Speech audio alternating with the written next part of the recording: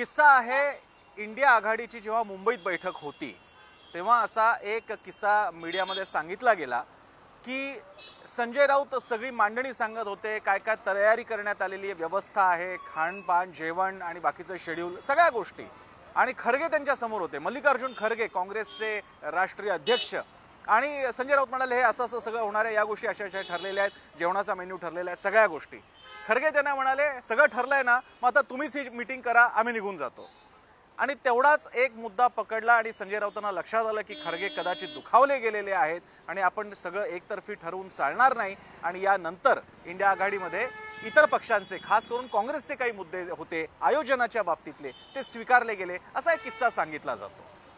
हा किस्सा सांगण्याचं कारण म्हणजे तुम्ही जेव्हा एकटे लढत असाल, आघाडीत लढत असाल आणि खास करून तुम्ही काँग्रेससारखे राष्ट्रीय पक्ष असाल, त्यावेळी स्वतःचं अस्तित्व दाखवणं आणि दाखवत राहणं अतिशय महत्त्वाचं ठरतं.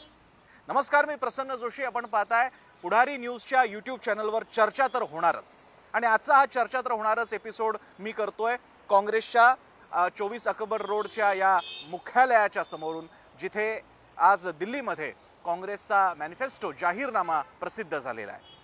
जाहीरनाम्यामध्ये त्यांनी ज्ञान ही कल्पना वापरून गरीब, युवा, अन्नदाता, नारी अशा प्रकारच्या सगळ्या घटकांचं एक रूप घेऊन त्यांनी अनेक योजना दिलेल्या आहेत, गॅरंटी दिलेल्या आहेत.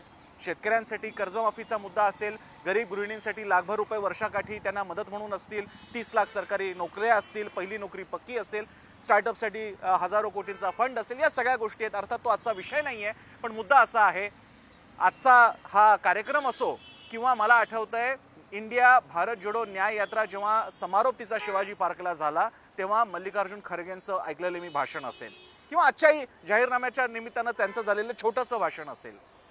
खास करून न्याय यात्रेच्या समारोपाच्या वेळी मला जर का 3 भाषणं कोणाची आवडली होती तर ती होती, एक म्हणजे बिहारमधले माजी मुख्यमंत्री आणि लालू प्रसाद यांचे चिरंजीव, त्यांनी ज्या प्रकारचं भाषण केलं होतं त्यांचं भाषण मोठ्या प्रमाणात गाजलं होतं. त्याचप्रमाणे फारुख अब्दुल्ला जे नॅशनल कॉन्फरन्सचे नेते आहेत त्यांचंही भाषण फार सुंदर झालं होतं. त्याचप्रमाणे तिसरं महत्त्वाचं भाषण ते म्हणजे मल्लिकार्जुन खरगे यांचं भाषण, आणि जे मला खरंच आवडलं होतं. मल्लिकार्जुन खरगे यांची हिंदीवरती उत्तर भारतीयांप्रमाणे पकड नसेल, पण त्यांचा जो साऊथ इंडियन लहेजा आहे, दाक्षिणात्य लहेजा आहे, त्याच्यातून ते मन मात्र नक्की जिंकतात. आणि नंतर तर त्यांनी भाषण मराठीत सुद्धा केलं होतं. हे सगळं सांगण्याचं कारण काय आहे? हे सगळं सांगण्याचं कारण आहे, तुम्ही शेवटी लोकांमध्ये काम करत असता आणि पक्षाची छवी नेण्यासाठी तुम्हाला करिश्मा दाखवावा लागतो. करिश्मा व्यक्तीचा असतो, त्याच्या भाषणाचा असतो, त्या व्यक्तीच्या भाषणाचा असतो. आणि म्हणूनच राहुल गांधी सुद्धा असतील, न्याय यात्रेच्या माध्यमातून किंवा भारत जोडो यात्रेच्या माध्यमातून त्यांनी ज्या प्रकारे स्वतःचं एक व्यक्तिमत्व घडवून दाखवलं, लोकांसमोर आणलं, त्याचा प्रभाव पडताना आपल्याला दिसायला लागला. आजचा जो विषय आपण घेतलेला आहे की महाराष्ट्रामध्ये राहुल गांधी नाही पण किमान एक खरगे, खमके खरगे तरी नक्की पाहिजेत. त्याचं कारणच ते आहे, एवढ्या घटना घडामोडी बाजूला घडतायत, जागा वाटपांची चर्चा सुरू आहे. प्रकाश आंबेडकर यांची वंचित बहुजन आघाडी, की जिचे उमेदवार फार आले नसतील पण त्यांनी न्यूसन्स दाखवून दिलेली आहे, आणि ते सुद्धा आज आपली एक क्षमता दाखवून देत असतात. संजय राऊत एका अशा शिवसेनेचे नेते आहेत की जी शिवसेना फुटलेली आहे आणि त्यांच्याकडे कमी खासदार, कमी आमदार आहेत, चिन्ह उरलेलं नाहीये, नाव उरलेलं नाहीये, आहे ते नाव वेगळ्या स्वरूपाचं नामविस्तारित नाव आहे. त्याही पक्षाचे नेते असलेले संजय राऊत आपलं म्हणणं खरं करून दाखवतात. शिवसेनेच्या एकामागून एक लिस्ट येतात उमेदवारांच्या. या सगळ्या पार्श्वभूमीवर काँग्रेस आज कुठे आहे? महाराष्ट्रात काँग्रेस कुठे आहे? राष्ट्रवादी काँग्रेस पक्ष फुटलेला आहे, पण तरी सुद्धा शरद पवार हेडलाईन्समध्ये असतात, सुप्रिया सुळे हेडलाईन्समध्ये असतात, जितेंद्र आव्हाड हेडलाईन्समध्ये असतात. त्यांच्याही याद्या प्रसिद्ध होत आहेत, त्यांच्याकडून सुद्धा राजकीय डावपेच आखले जात आहेत, त्यांच्या वक्तव्याकडे लक्ष दिलं जात आहे.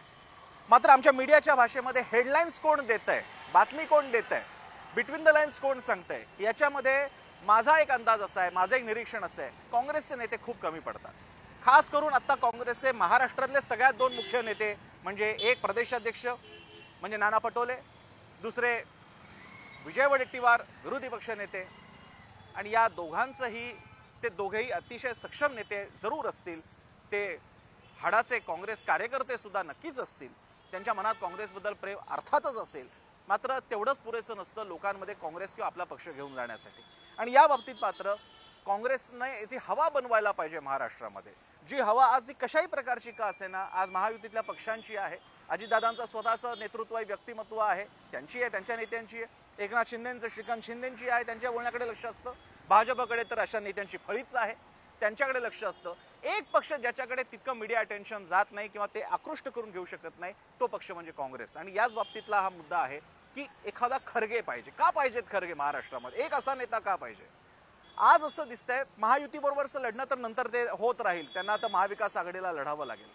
पण आज महाविकास आघाडी अंतर्गत सुद्धा सीट शेअरिंगच्या बाबतीत असेल किंवा कोणत्या मुद्द्यावरती काही भांडणं असेल, काँग्रेस बहुधा पूर्ण आळीमुळी गुपचिळीच्या पद्धतीमध्ये गेलेली आहे. नाना पटोले किंवा वडेट्टीवार किंवा अन्य कुठले नेते राष्ट्रीय प्रश्नापासून महाराष्ट्रातल्या प्रश्नांपर्यंत आक्रमकपणे बोलतच नाहीत.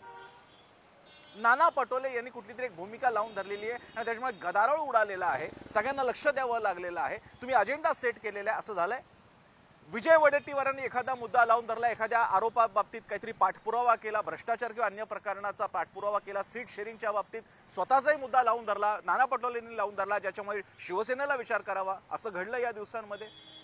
हे सगळं होत नसेल तर काँग्रेस नेमकी या इंडिया आघाडीमधल्या सर्वाधिक जागा लढवून सुद्धा नेमकी काय राहणार आहे? महाराष्ट्रापुरता बोलायचं झाल्यास काँग्रेसचं अस्तित्व काय असणार आहे? 2019ला असं म्हटलं गेलं की शरद पवार यांच्या सगळ्या झंझावातामुळे आणि त्यांनी ज्या प्रकारे सगळी निवडणूक ताब्यात हातात घेतली होती त्यामुळे काँग्रेसला 44 सीटचा फायदा झाला. ते एक आश्चर्य होतं असं म्हटलं गेलं होतं की एवढी अपेक्षा त्या काँग्रेसला तरी होती का?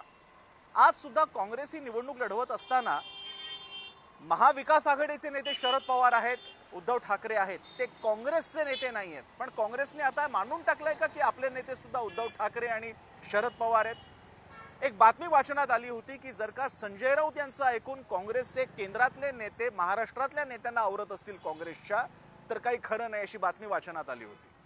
असं होतंय का? काँग्रेस आज आवाज आहे तरी कोण महाराष्ट्रामधला?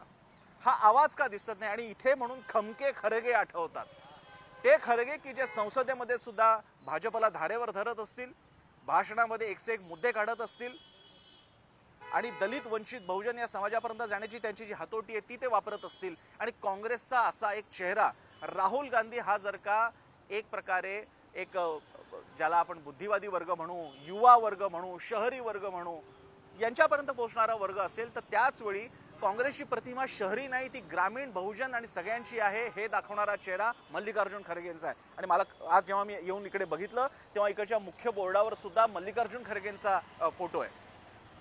असा चेहरा महाराष्ट्रातला कोण आहे? नाना पटोले आहेत, विजय वडेट्टीवार आहेत. गेल्या काही दिवसात विश्वजित कदम आणि सतेज पाटील यांची नावं चर्चेत मात्र आहेत. विश्वजित कदम खास करून मी त्यांची परवा मुलाखत सुद्धा घेतली आपल्या पुढारी न्यूजसाठी, आश्चर्यकारकरित्या आक्रमकपणे दिसले. कधी नव्हे ते जी त्यांची प्रकृती कधी वाटली नव्हती ते विश्वजित कदम आक्रमकपणे सांगलीच्या जागेसाठी लढत आहेत. ही जागा काँग्रेसलाच सुटली पाहिजे, काँग्रेसचाच तिचा अधिकार आहे, शिवसेनेने तो मुद्दा करू नये, काँग्रेसचा म्हणजे कोल्हापूरची जागा दिली म्हणून सांगलीचा एक गणित मांडू नये असं स्पष्टपणे म्हणाले. सतेज पाटील सुद्धा अजून तेवढे आक्रमकपणे बोलत नसले तरी सुद्धा त्यांनी सुद्धा महत्त्वाची सगळी खाती सांभाळलेली आहेत. पण असे चेहरे असं नेतृत्व काँग्रेसमध्ये पुढे येताना का दिसत नाहीत? असे अनेक मुद्दे होते की खरं तर या सगळ्यांमध्ये नीट चांगली देवाणघेवाण असती, मुद्द्यांची एक संपर्क असता तर कदाचित काँग्रेसला वातावरण बनवता आलं असतं. हे वातावरण बनवता येत होतं, याच्यामुळे स्वतःवरती फोकस ठेवता येत होता म्हणून विलासराव देशमुख विलासराव होते. पृथ्वीराज चव्हाण आणि अशोक चव्हाणांच्या बाबतीत आपल्याला कल्पना आहे, जेव्हा आघाडीचं सरकार होतं तेव्हा एकदा अजितदादांनी खंत व्यक्त केली होती की अशोकाचं झाड कोणी बनवू नये, ते एकटंच स्वतःपुरता वाढत असतं. पण याच्यामागे एक कारणही सांगितलं गेलं विश्लेषणामध्ये की अशोक चव्हाण काय किंवा पृथ्वीराज चव्हाण काय यांनी राष्ट्रवादी काँग्रेसवरती एक प्रकारे वचक ठेवला. ज्याप्रमाणे सर्वाधिक जागा मिळाल्यानंतर राष्ट्रवादीने सर्वाधिक चांगली खाती आपल्याकडे घेतली होती आणि काँग्रेसला दिली नव्हती, पण त्यानंतर मुख्यमंत्री झाल्यानंतर या दोन नेत्यांनी जास्तीत जास्त वचक ठेवण्याचा प्रयत्न केला, हे सुद्धा तितकंच खरं आहे. आज असे चेहरे, त्यातले विलासराव देशमुख आता नाही आहेत आपल्यामध्ये, असे अनेक नेते गेले मधल्या काळात आणि त्याची लिस्ट अगदी प्रमोद महाजन, गोपीनाथ मुंडे, आर पाटील, विलासराव देशमुख अनेकांपर्यंत नेता येईल. वाईटच झाल्या त्या गोष्टी. पण आज काँग्रेसमध्ये असे चेहरे पुढे आणण्याचा प्रयत्न का होत नाही? रेवंत रेड्डी, मला हे नाव लगेच आता आठवतं. ते म्हणजे जी मी निवडणूक पाहता आली मला पुढारी न्यूजच्या मुद्दा लोकसभेचा या कार्यक्रमासाठी, मुद्दा विधानसभेचा या कार्यक्रमांसाठी, त्या निमित्तानं बघायला मिळालं तेलंगणामध्ये रेवंत रेड्डी या माणसाकडे काँग्रेसने सूत्र दिल्यानंतर काय चमत्कार घडू शकतात। आज असा चेहरा कोण आहे महाराष्ट्रामध्ये काँग्रेसचा, आणि हा मुद्दा काँग्रेससाठी महत्त्वाचा ठरेल। या बाजूने बघत असताना आणखी एक मुद्दा उपस्थित होतो, तो म्हणजे आपण आपली न्यूसन्स व्हॅल्यू कशा प्रकारे दाखवतो। तुम्हाला जर का कदाचित आठवत असेल 2019च्या आधी निवडणुकीचा असाच काळ चालू असताना राष्ट्रवादी काँग्रेसनं म्हणजे जितेंद्र आव्हाडांनी आनंद परांजपे शिवसेनेचे तेव्हाचे नेते प्रकाश परांजपेंचे चिरंजीव यांना आपल्याकडे ओढलं होतं आणि बंदार उपाय आणला असं दाखवलं होतं। किंवा भाजपने सुद्धा आतापर्यंत अनेक मोठे नेते काँग्रेसचे असतील अन्य पक्षांचे असतील ते आपल्याकडे वळवलेले आहेत। आज काँग्रेसकडे असा कोणी नेता आणण्याची ताकद का उरलेली नाहीये? असा एखादी ब्रेकिंग न्यूज काँग्रेसकडून का नाही दिली जात? महाराष्ट्रामध्ये हे मूल्यमापन कधी होणार आहे की नाही हाही मुद्दा आहे। कारण जसं मी मगाशी म्हणालो, पक्ष हा अन्य पक्षांच्या नेत्यांनी चालवायचा नसतो, तो तुमच्या पक्षाच्या तुमच्या नेत्यांनी चालवला पाहिजे। तुमचे पक्षाचे नेते चेहरे बनले पाहिजे आणि हे चेहरे मात्र बनताना दिसत नाहीये। आज या बाबतीतली खतखत काँग्रेसच्या अंतर्गत वर्तुळात नक्कीच आहे। आपण काँग्रेसच्या कार्यकर्त्यांशी बोललात तर आपल्याला हे सहज जाणवून येईल की अनेकदा आम्हाला पुरेसं बोलता येत नाहीये। कधी महाविकास आघाडीचं एकमेकांचे नातेसंबंध सांभाळण्यासाठी असेल, तर कधी आम्ही आता बाजूला पडलेलो आहोत, आता सगळं नेतृत्व हे नाना पटोले किंवा वडेट्टीवारांकडे आहे, विदर्भाच्या दिशेने आहे, त्यामुळे आम्हाला बोलता येत नाही असं सुद्धा म्हटलं जातं। मात्र या सगळ्याची दखल न घेतल्यास महाविकास आघाडीमध्ये काँग्रेस हा फक्त एक भिडू बनून राहील का, हा मात्र मुद्दा आहे। या बाबतीत बोलत असताना भारत जोडो न्याय यात्रेसारखा एक मोठा उपक्रम घेतल्यानंतर तो प्रभाव महाराष्ट्रात आणण्याचा कितपत प्रयत्न झाला मला सांगा। आता नुकतीच एवढा समारोप झाला, आता त्याची चर्चाही का नाहीये? ते सगळं महाराष्ट्रात आणण्यासाठी त्याचं वातावरण सारखं लोकांसमोर राहील यासाठी नेमकं काय करण्यात आलं? सोशल मीडियाचा सुद्धा जर का मुद्दा घेतला तर ज्या प्रमाणामध्ये भाजप शिवसेना आणि राष्ट्रवादी किंवा क्रम लावायचा म्हटलं तर भाजप राष्ट्रवादी आणि शिवसेना हे जेवढे ऍक्टिव्ह असतात तेवढ्या प्रमाणात काँग्रेसचा सोशल मीडिया सेल किंवा डिव्हिजन विभाग जो काही असेल तो ऍक्टिव्ह राहताना आपल्याला बघायला मिळत नाही। हे सगळं सांगण्याचं कारण म्हणजे आजचा काळ हा प्रचाराचा आहे, आजचा काळ तुमचं म्हणणं रेटून मांडण्याचा आहे, मुद्दा समोर मांडण्याचा आहे। आणि जर का तुम्ही असे ते मुद्दे मांडले तरच चर्चा होणार, मग चर्चा तर होणारच आणि मग लोकांचं लक्ष तुमच्याकडे जाईल।